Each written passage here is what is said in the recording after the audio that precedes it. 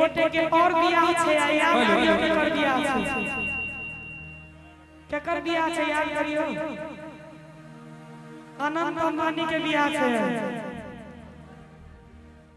ओ महाराज नहीं तो बेटा के बियाह छे तो बेटी के अरे मोर सैया भेलै ठठहरबा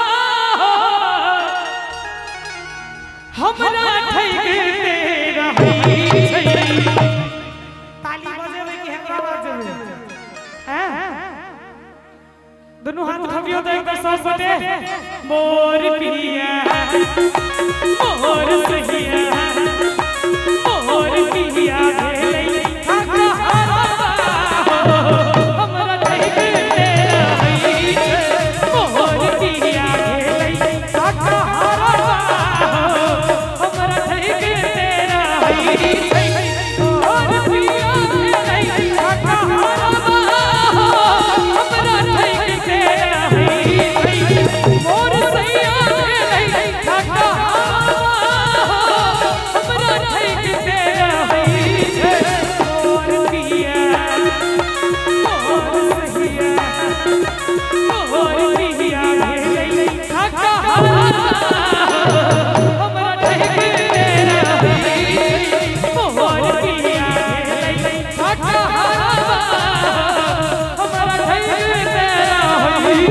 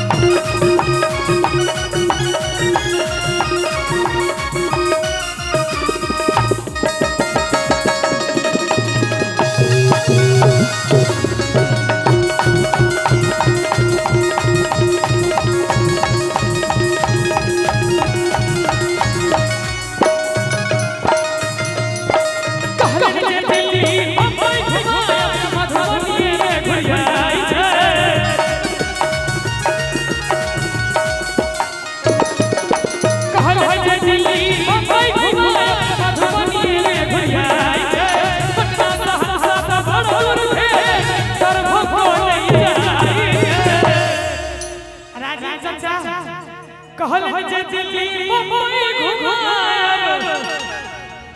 ई त मधुबनी में घुरियाई छै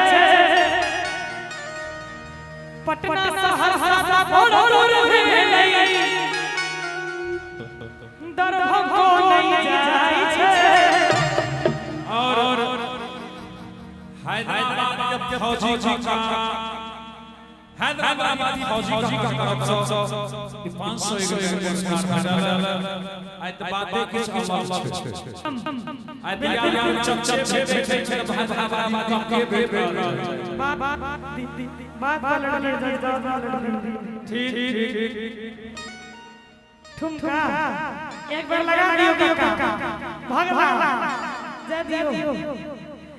पटना सहरसा बड़ौर भेलै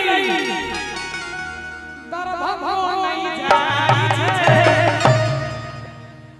और मोटरसाइकिल भेलै सपना साइकिल मोटरसाइकिल भेलै सपना साइकिल भेलै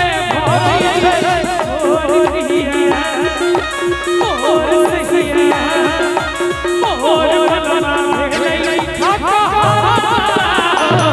हमरा ठैके तेरा हई